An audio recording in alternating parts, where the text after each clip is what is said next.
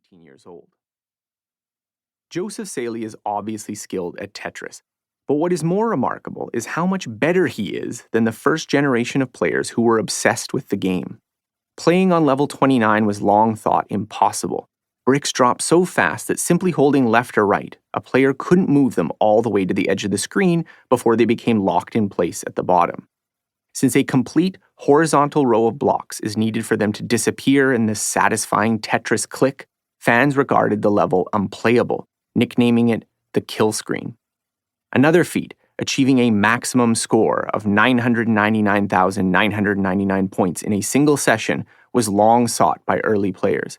But the first documented max out didn't occur until 2 decades after the game's release, when Harry Hong reached the top score. In contrast, over the span of a single tournament in 2020, Saley maxed out 12 separate times. Nor is Saley unique in his Tetris proficiency. During the same tournament, 40 different players reached the maximum possible score. How does a game, long past its prime, produce much better players? Tetris, then and now. Tetris feels dated today, so it's easy to forget the sensation it caused when it debuted. Invented by Russian computer scientist Alexei Pajitnov in 1984, the game spread via floppy disk through the twilight years of the Soviet Union. Pajitnov, like many an office employee after him, was hooked by his own creation, playing Tetris instead of working. Vladimir Pokilko, a psychologist and friend of Pajitnov, thought the game was so enticing it could be used to study addiction. Eventually, he had to destroy all his copies when it became clear that his research staff weren't getting any work done. After it was stumbled upon by software broker Robert Stein during a trip to Hungary, the game set off a ferocious battle for distribution rights in the West. Eventually, Nintendo emerged victorious, creating the definitive edition for its Nintendo Entertainment System, NES, selling millions of copies and creating a generation of devoted fans. While for most players, Tetris was just an amusing pastime, others became obsessed. Ben Mullen, an early record holder, kept detailed statistics on his play to try to find hidden patterns to optimize his performance. I found out that actually, exactly 1/2 hour after you have some coffee, you play the best Tetris, he reports. Harry Hong played so much he had to place a shirt between his thumb and the controller to keep from getting blisters. Others played until they began to hallucinate falling blocks in what would later be called the Tetris effect. But devoted as they were, none came close to the performance effortlessly displayed by modern players like Saley. Resolving the enigma.